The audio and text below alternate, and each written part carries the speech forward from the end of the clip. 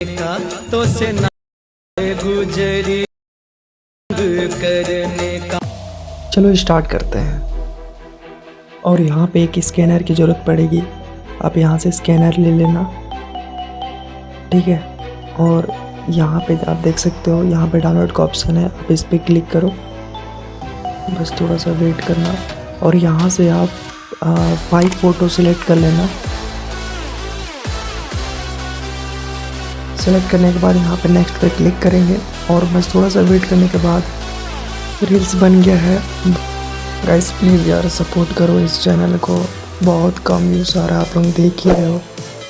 ऊपर राइट पे एक ऑप्शन है, यहाँ पे हम क्लिक कर लेंगे। ये आप देख सकते हो, यहाँ पे क्लिक करके यहाँ से एक्सपोर्ट कर लेंगे। बाकी हमारा जो वीडियो वो बन के पूरा तैयार हो गया है, गैलरी में सेव हो गया है। इस वीडियो को ज़्यादा से ज़्यादा शेयर करें। मिलते हैं नेक्स्ट वीडियो में। Thank you. ये स्क्रीनशॉट ले लो।